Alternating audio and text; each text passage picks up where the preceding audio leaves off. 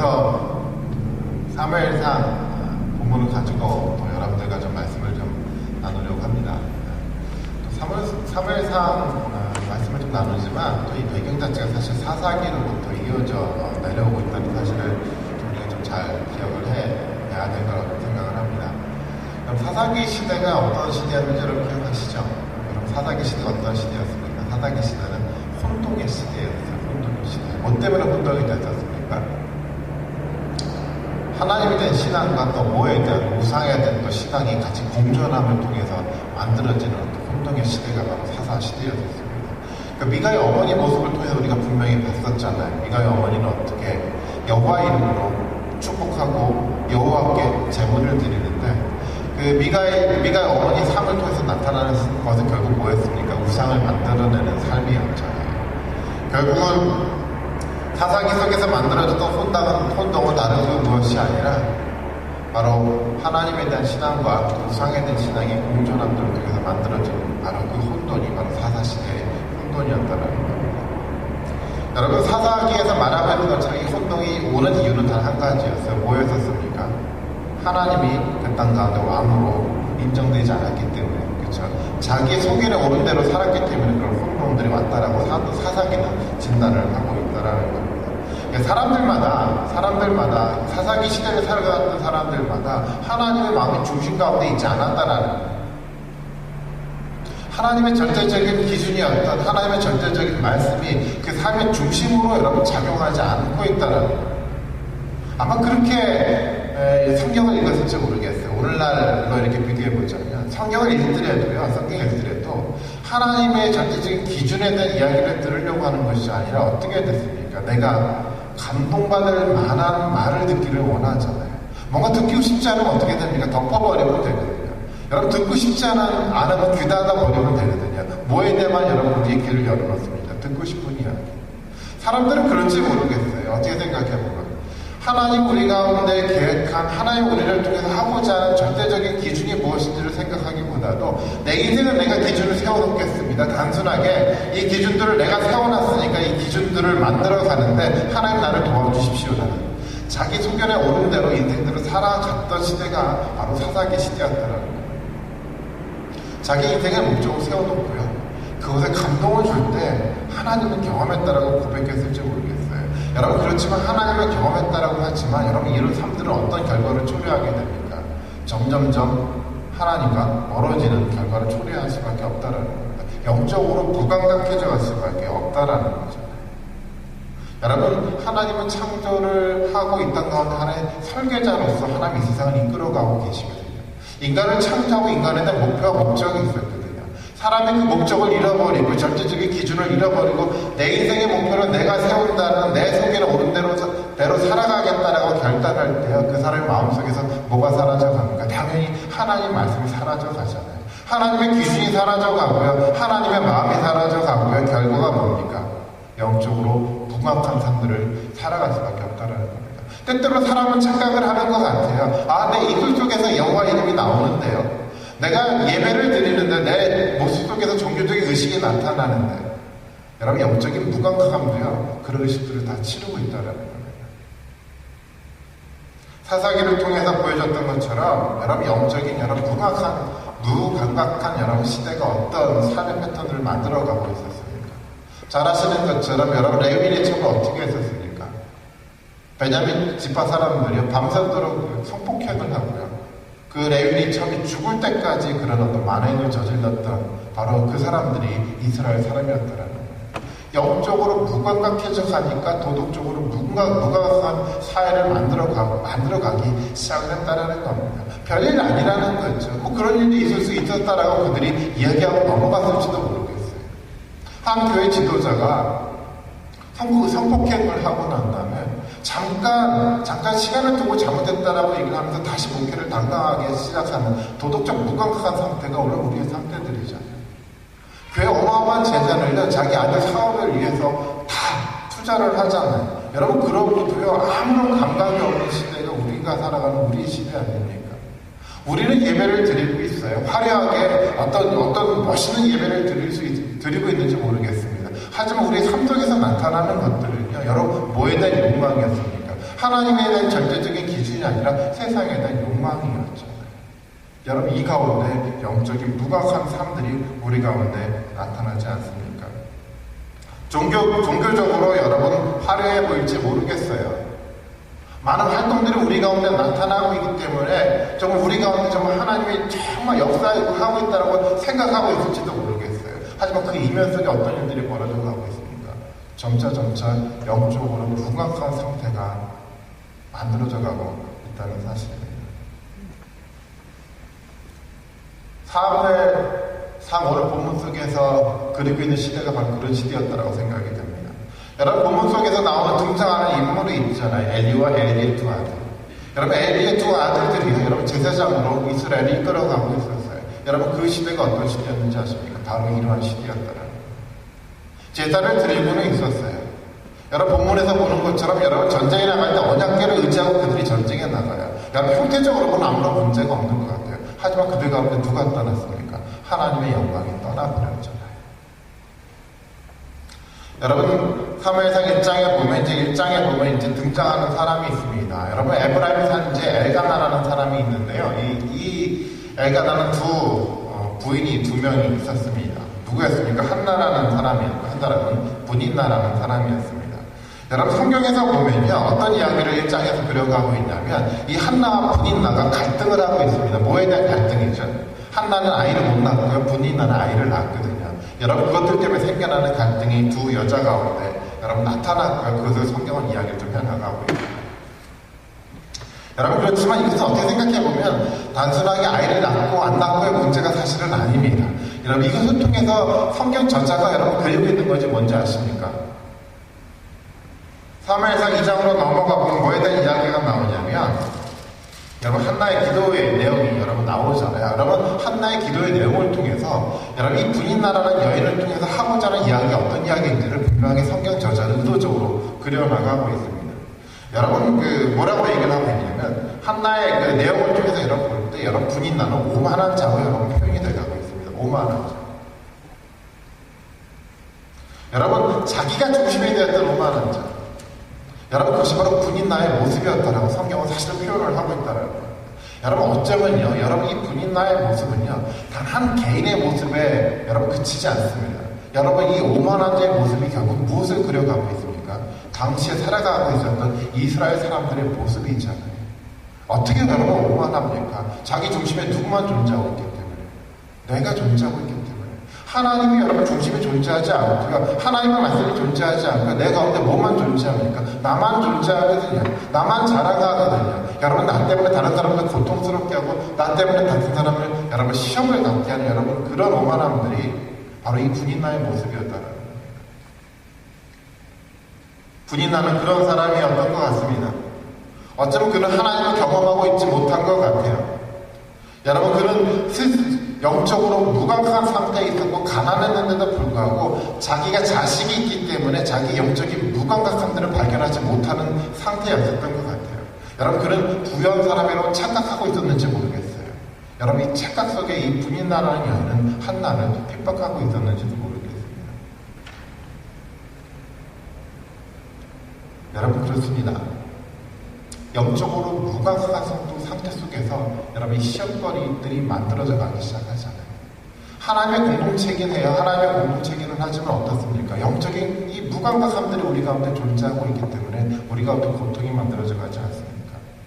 여러분, 이것이 분인나의 모습이었고 당시 이스라엘의 모습이었습니다. 이것은 또한 오늘 우리가 살아가고 있는 우리 시대의 모습이 또 아닌가라는 생각도 들게 됩니다.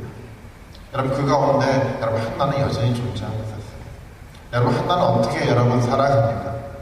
여러분, 사회가 만들어놨던 모순이요. 여러분, 공동체 속에서 만들어졌던 많은 시험거리가 있었지만 여러분, 이 한나는 어떻게 합니까? 여러분, 그러기 때문에 그가 하나님을 붙들잖아요. 그가 하나님께 기도하기 시작하지 않습니까? 여러분, 그런 가운데 한나를 통해서 여전히 하나님의 새로운 소망의 여러분 길들을 하나씩 열어가고 있다는 겁니다. 사무엘상 2장으로 넘어가면 본격적으로 누구에 대한 이야기가 여러분 등장을 하게 되냐면 사무엘의 아들들과 사무엘에 대한 이야기가 여러분 등장을 합니다. 사무엘상 2장을 같이 한번 성경을 보도록 하겠습니다. 2장 12절의 말씀인데요.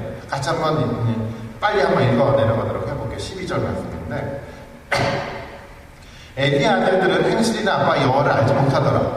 제사장이 있었죠. 그 제사장들이 백성들에게 행하는 단습이 이러하니 곧 어떤 사람이 제사를 드리고 그 고기를 삶을 때 제사장의 사환이 손에 세 살 갈고리를 가지고 와서 그것으로 내배나 소새나 그 큰 소새나 가마에 찔러 넣어 갈고리에 걸려 나오는 것은 제사장이 자기 것으로 가지되 실로에서 그곳에 온 모든 이스라엘 사람에게 이같이 할 뿐 아니라 기름을 태우기 전에도 제사장의 사환이 와서 제사를 드리는 사람들에게 이르기를 제사장에게 구워드릴 고기를 내라.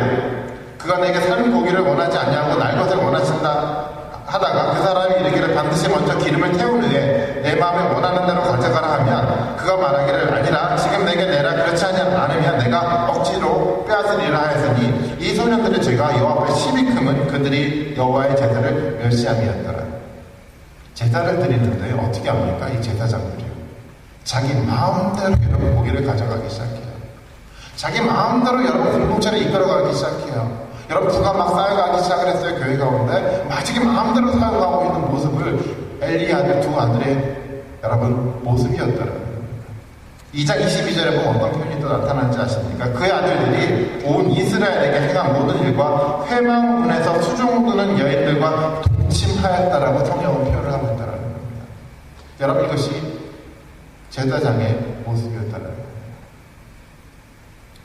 여러분 그들은 성경이 표현하고 있는 것처럼 제사를 드리는 사람이었었고요. 여러분 예배 공동체 가운데 모든 것을 이끌어가는 지도자의 모습으로 그 땅 가운데 존재했다라는 겁니다. 그런데 성경은 뭐라고 얘기를 하는지 아십니까? 그들이 여호와를 알지 못했다라고 표현하고 있다는 겁니다. 여러분 의식적으로는 예배를 드릴지 모르겠지만 마음 중심 가운데 뭐에 대한 욕망들이 그들에게 여러분 가득 차 있습니까? 재산에 대한 욕망이요, 물질에 대한 욕망이요, 세상에 대한 욕망, 여러분 우상의 마음이 그 마음 중심 가운데 여러분 가득 차 있었잖아요. 여러분 이름으로는 여호와 이름을 불렀을지는 모르겠지만 그의 삶의 형태들을 통해서 나타나는 것은 무엇이었습니까? 세상의 모습을 그대로 그 제사장들이 보여가고 있지 않았었습니까? 하나님은 아버지 엘리에게 경고를 하잖아요. 그런데요, 엘리 또한 무감각해져 가기 시작합니다. 크게 심각하게 이 문제를 다루고 있지 않다라는 겁니다. 3장 1절로 넘어오면 그래서 이렇게 성경을 표현하고 있어요. 엘리가 있을 때 하나님의 말씀이 임하지 않았다라는 겁니다. 엘리가 이스라엘의 지도자로 있을 때요, 하나님의 말씀이 이스라엘 가운데 임하지 않았다라는 겁니다. 여러분 그렇잖아요. 하나님 말씀이 지도자를 통해서 이스라엘 가운데 여러분 나눠져 가는데요. 여러분 지도자가 영적으로 무감각해져 가니까 여러분 이스라엘의 공동체 전체가 무감각해져 갈 수밖에 없지 않습니까? 3장 2절에 보면 이렇게도 표현을 합니다. 그의 눈이 잘 보이지 않았다라고 표현합니다. 여러분 성경은 육체적인 눈이 비록 그가 눈이 잘 보이지 않았다라고 표현을 하긴 하지만 여러분 이 그림은 어떤 내용들을 여러분 암시하고 있습니까? 영적인 눈이 어두워졌다는 표현이잖아요. 엘리의 눈이 어두워져 가기 시작을 했어요.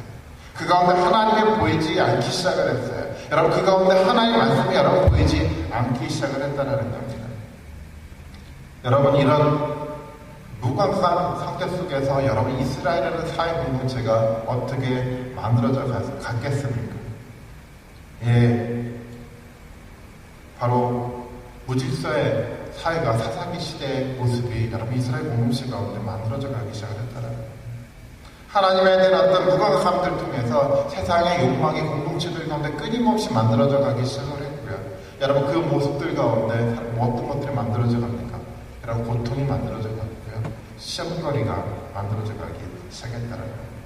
여러분 교회 공동체가 변화가 돼가기 시작을 했어요. 외형적으로 본다고 한다면 더 화려해졌을지 모르겠어요. 여러분 외형적으로 본다고 한다면 여러분 지도자가 인정되는 여러분 그 사회로 여러분 만들어졌을지 모르겠어요.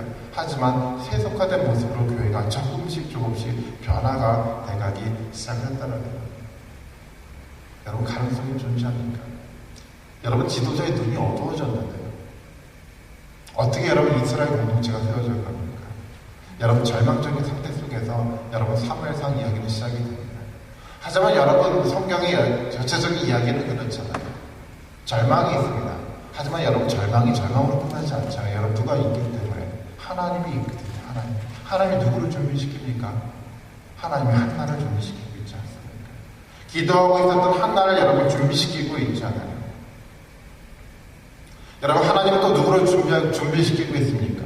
여러분, 엘리의 아들들이 무감각해져 갔다라고 하나님의 역사가 포기가 되지 않거든요. 여러분, 누가 조금씩 성장되어 가고 있습니까? 성경은 사무엘이 조금씩 자라가고 있다라고 표현하고 있다라고. 여러분, 세상은 절망적일지 모르겠어요. 때때로 여러분 교회 공동체도 절망적일지 모르겠어요. 하지만요, 하나님은 절망적이지 않습니다. 그 가운데 변함없이 하나님은 하나님의 사람을 준비시키잖아요. 여러분, 엘리야 시대 여러분 기억하십니까? 모든 사회가 다 누구에게 무릎을 꿇었습니까? 바알에게 무릎을 꿇었잖아요. 하지만 하나님이 엘리야에게 얘기하고 있죠. 뭐라고 얘기합니까? 바알에게 무릎 꿇지 않는 사람들을 내가 남겨뒀다라고 표현하고 있더라고요. 예, 절망적인 사회를 여러분 보일지 모르겠지만 여러분 그 가운데 여전히 하나님은 변함없이 하나님의 일들을 준비하고 이뤄가고 있다라고 성경은 이야기를 하고 있다라고. 한나의 기도의 내용들을 보면 이런 표현이 있습니다. 2장 8절의 모습을 보면 가난한 자를 진토에서 일으키시며 빈궁한 자를 거름더미에서 올리사 귀족들과 함께 앉게 하시고 영광의 자리에 차지하게 하시는도다. 땅의 기둥들을 여호와의 것이라 여호와께서 세계를 그것들 위에 세우셨도다. 가난한 자를요, 여러분 일으키셨다라고 표현해요. 빈궁한 자를요, 여러분 올리셨다라고 표현해요. 귀족들과 함께 앉게 했고요, 영광의 자리를 차지하게 했다라고 합니다. 가난하게 보일지 모르겠지만 한나와 같은 한 조그만 여인이었을지 모르겠지만 여러분, 하나님은 그 조그만 여인을 통해서 하나님 귀하게 쓰신다라고 하나님이 약속하고 있다라는 거예요. 여러분, 혼자 고통 가운데 울부짖으며 하나님의 전에서 여러분 기도하고 있었던 여러분 그 한 여인의 기도를 통해서 하나님 또 다른 여러분 세상을 준비하고 있었다라는 거예요. 여러분, 그것이 하나님의 사역이잖아요. 거대하게요, 여러분 세상의 모습으로 거대한 몸집으로 여러분 무엇인가 일들을 해나간다고 해서 하나님 그 가운데 역사하는 것이 아니잖아요. 하나님은요, 부한자를 낮추시고요, 가난한 자들을 세워가지고 하나님은 하나님의 일들을 감당한다라고 하나님은 이야기하고 있다는 겁니다. 여러분, 그 하나님이기 때문에 저는 두근거림이 있다는 거예요.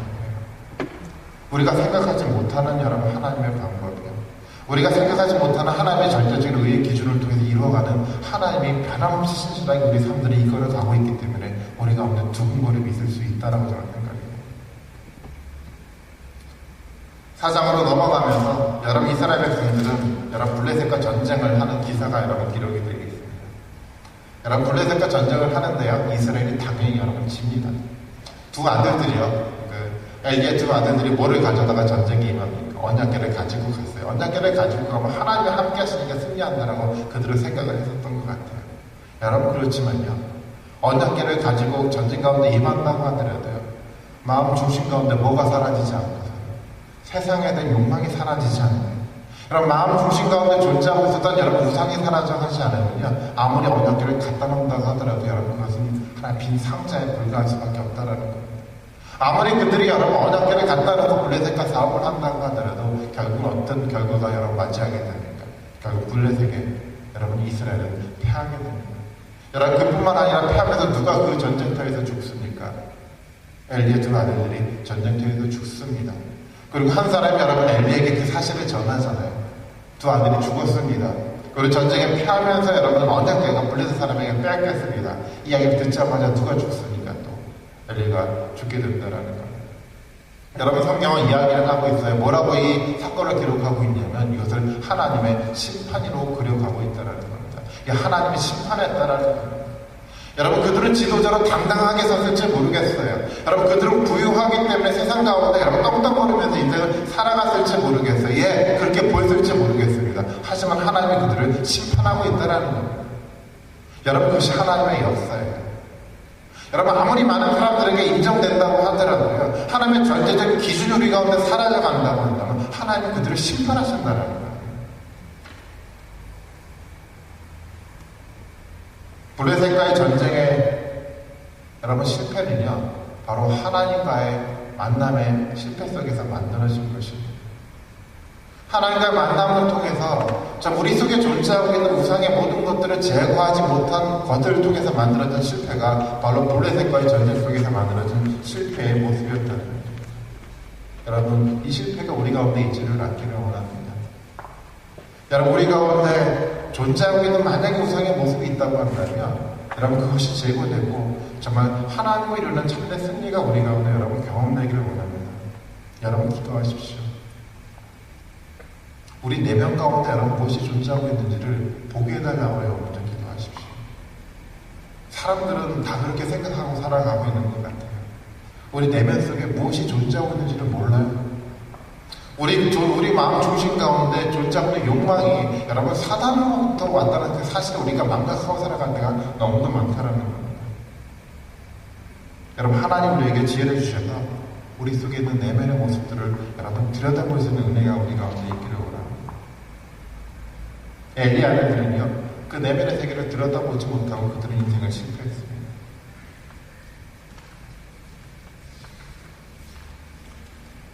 여러분 그들이 죽고 이스라엘 가운데 본격적으로 사무엘이 지도자로 세움을 받게 됩니다.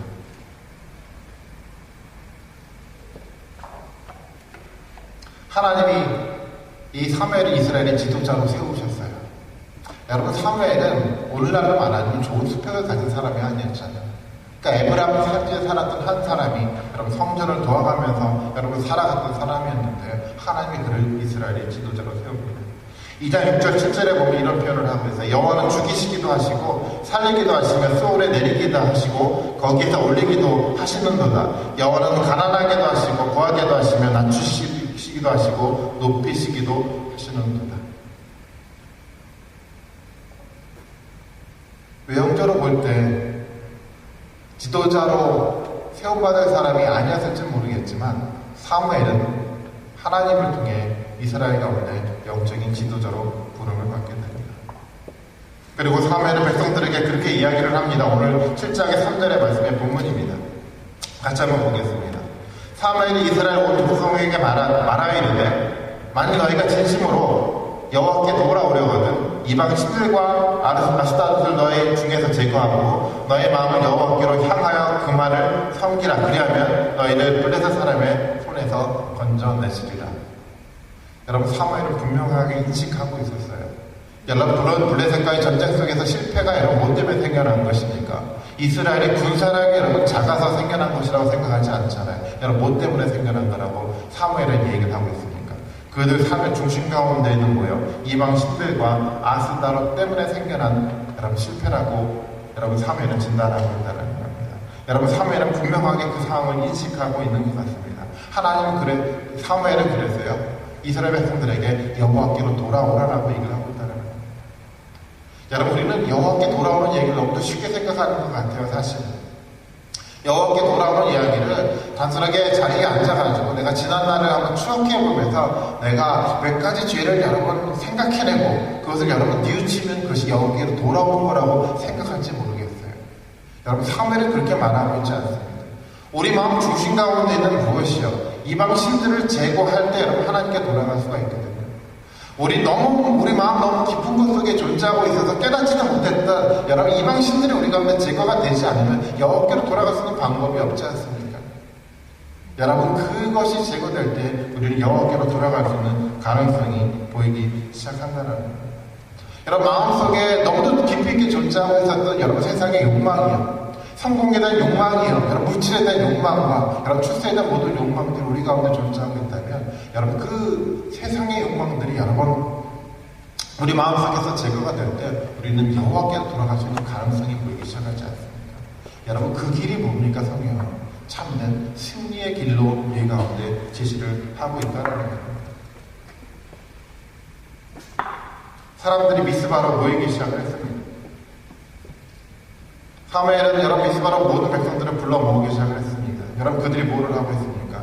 여러분 금식하며 하나님 기도하기 시작하잖아요.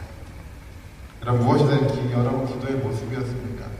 자신의 여러분 모든 우상들을 여러분 내려놓고요. 오직 누구만을 하나님 여호와만을 섬기겠다는 다짐 속에서 보이지는 회개의 여러분 기도였었습니다.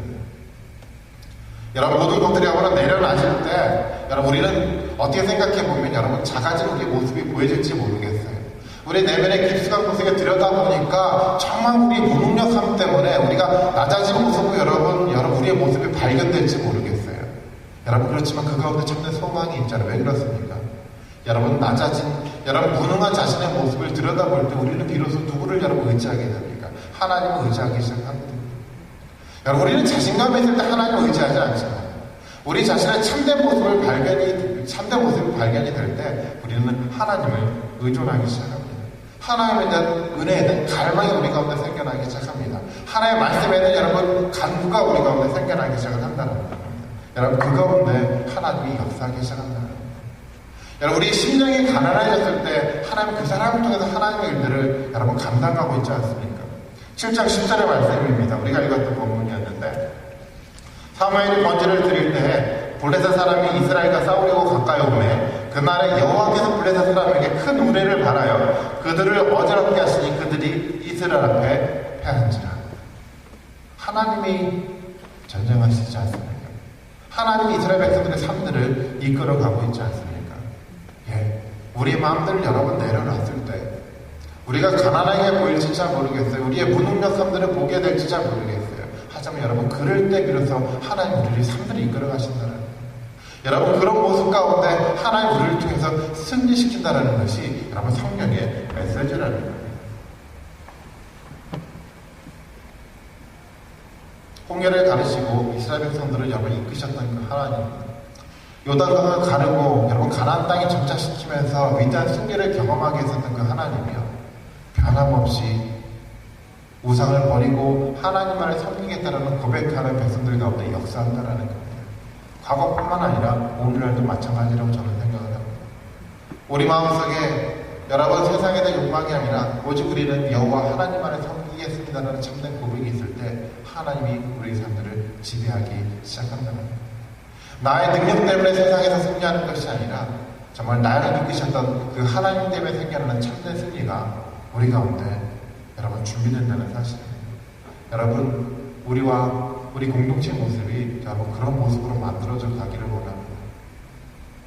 우리 속에 존재하고 있는 거예요.